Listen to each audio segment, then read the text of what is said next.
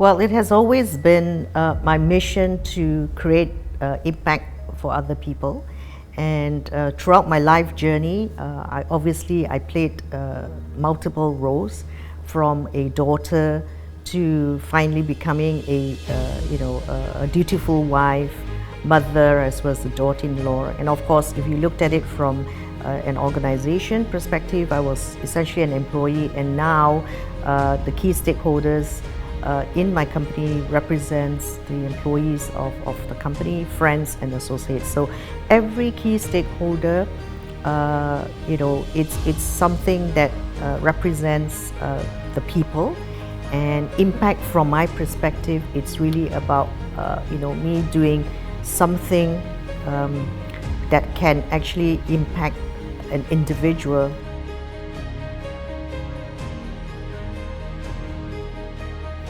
Well, essentially I had these big dreams. I want to be the best, I want to be the largest, I want to be a thought leader. So those are big dreams, and obviously if you looked at where we are today, I believe there are still lots that I need to do to take us to the next level.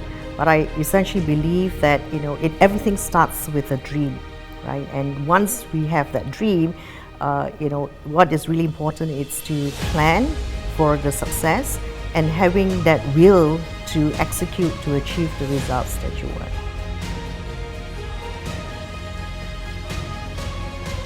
Well, I would think that the leadership style that I adopt is very much about is about a resilient leader, and what really it means it's to be able to look at failures as a temporary setback. It's about developing a positive mindset, as well as a strong sense of identifying opportunities in times of turbulence, and making sure that you continue to stay motivated to overcome any challenges or turbulence at that moment of time. And it's about focusing on moving forward rather than getting stuck.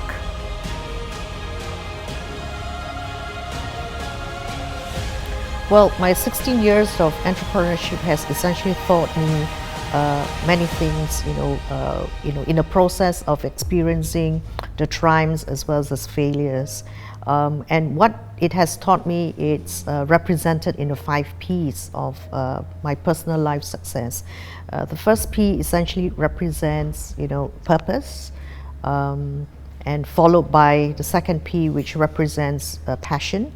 Having the passion to do things that you enjoy doing, and recognizing that when you embark on the journey, perseverance becomes very key, because success don't come easy. You need to persevere to ensure you'll be able to achieve success over time.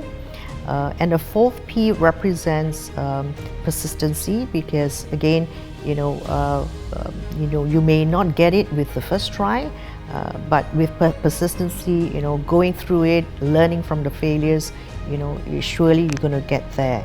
And that requires the 5th P, which is primarily around patience. So patience is important because things do happen when the time is right.